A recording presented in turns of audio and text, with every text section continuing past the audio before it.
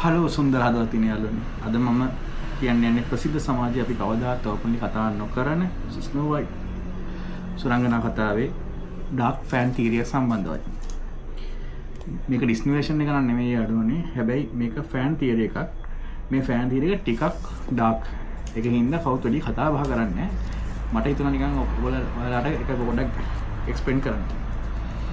ඉතින් යාළුවනේ අපි හැමෝම හිතනවා ස්නෝ වයිට් දීපු ඇපල් එක එයාව මරන්න තමයි ඇපල් එක දීලා තියෙන්නේ කියලා.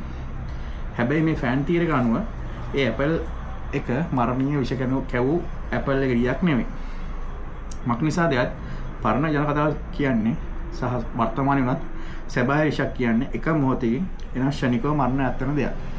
ඒතර ඇපල් එකට ශනිකව මරණය ඇත්තන විෂ කවලා තිබ්බනම් ස්නෝ වයිට් අනිවාර්යයෙන් මැරෙන්න ඕනේ. නමුත් ස්නෝ වයිට් ඇපල් ගෙඩිය කෑවට පස්සේ ඇය මැරෙන්නේ නැහැ. මොකද හැබැයි ඇය දිගු කාලෙකින් නිින්දකටපත් වෙනවා. ඒ විෂ ඇපල් ගෙඩියෙන් කෑවට පස්සේ ෆෑන් තියරි කනුව එම විෂ ඇපල් ගෙඩිය හේතු වේ ස්නෝ වයිට්ගේ මරණය නැවැත්වීම. හරිද?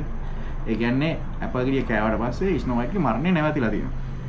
එහෙනම් මෙය අපිට හිතන්න පුළුවන් එක රිචුවල් ස්ටැටිස් එකක් මිස මරණයට පත් කිරීම නෙමෙයි ඇපල් එක දීලා තියෙන්නේ කියලා. අනිත් තවත් මේ ෆෑන් තියරි කරනවා තවත් නමුත් දෙයක් තියෙනවා. මේ ක්වීන් ඇත්තටම ඇය මරන්න හිටියා නම් ඒ ක්වීන්නේ එයා ස්නෝ වයිට් මරන්න හිටියේ. මන්නේ ඇය ස්නෝ වයිට්ගේ මරණ නින්දට ගියාම ඇයගේ දේහය විනාශ කරන්නත් පුළුවන් යාට. හැබැයි ඇය එහෙම කරන්නේ නැහැ. ඒක හින්දා ඇය ස්නෝ වයිට් කන්නාඩි පෙට්ටියක ඇතුලේ හරිම පිරිසුදුව තියාගන්නවා. يعني ක්වීන් අපි මේ මරන්න තිබ්බනම් එනත් ඇය මේ ස්නෝ වයිට්ගේ දේහ විනාශ කරනකොට හරිම පිරිසුදුව දේහයක් මේ වීදුරු කුට්ටක තියන් ඉන්නවා.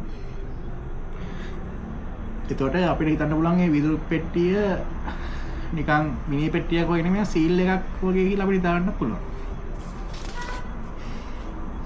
තවදුරටත් මේ ෆෑන් තියරි අපි පොඩ්ඩක් මේව කරන් යද්දි ගැඹුරට යද්දි තව එකක් තියෙනවා පරණ විශාල කන්නඩියක් කියන්නේ ලෝක දෙක අතර සීමාව.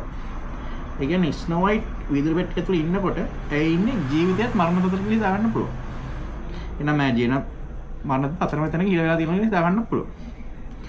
තවත් දෙයක් තමයි ස්නෝ වයිට් අපි දන්නේ ප්‍රින්ස්ගේ කිස් එකෙන් හැරෙනවා කියලානේ. හැබැයි පරණ කතාවල එහෙම කිස් එකක් සම්බන්ධව එහෙම සඳහනක් වෙලා නැහැ. එම අනුව ඒක නිකන් අනපේක්ෂිත සිදුවීමක් විදිහට තමයි ඇය මේ ඇහැරෙන්නේ. ඒ කියන්නේ ඇයව බේරන්න කවුරුත් සැලසුම් කරලා තිබුණේ නැහැ. නිකන් අනපේක්ෂිත දෛව සරදමක් විදිහට ඇයව ඇහැරිලා තියෙනවා.